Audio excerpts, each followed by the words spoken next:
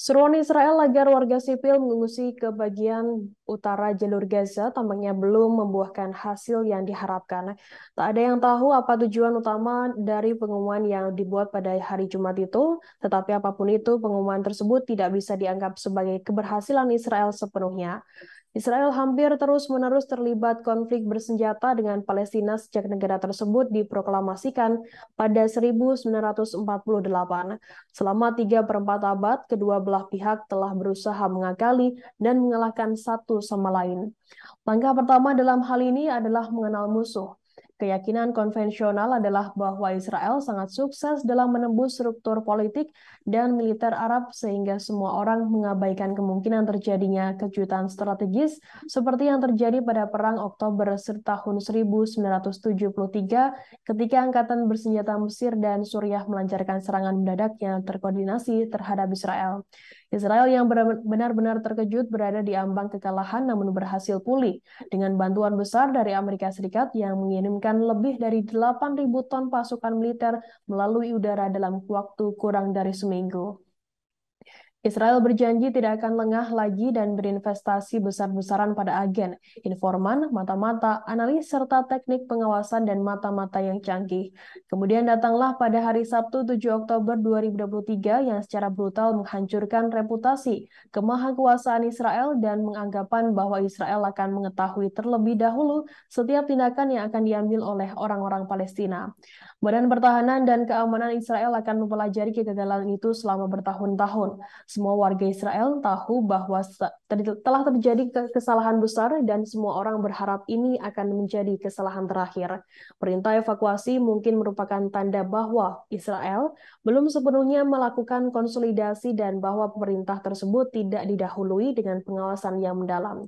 Dalam sebagian besar, situasi militer konvensional menebarkan kepanikan di kalangan penduduk sipil pasti akan berdampak pada pihak militer. Para prajurit yang melihat kerabat, teman, dan tetangganya melarikan diri karena panik pasti bertanya pada diri sendiri. Begitu warga sipil pergi, pihak militer bertanya-tanya apakah layak mati demi tanah kosong. Oleh karena itu, salah satu tujuan dari perintah evakuasi mungkin adalah keinginan untuk menghasilkan efek pemicu tersebut. Ketika warga sipil melarikan diri karena panik, mereka memblokir jalur komunikasi sehingga menyulitkan unit tempur untuk bermanuver, membawa bala bantuan dari belakang, dan menjaga garis depan tetap mendapat amunisi.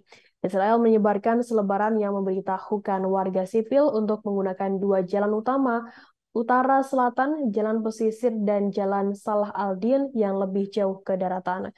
Kerumunan orang di jalan raya tersebut akan menghalangi para pejuang Palestina untuk bergerak ke arah utara melawan arus manusia.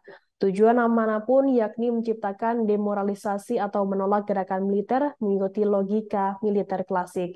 Sehingga apapun yang dimaksudkan Israel sebagai tujuan utama akan menjadi langkah militer yang baik dalam pertarungan dengan tentara reguler yang beroperasi berdasarkan praktik militer standar.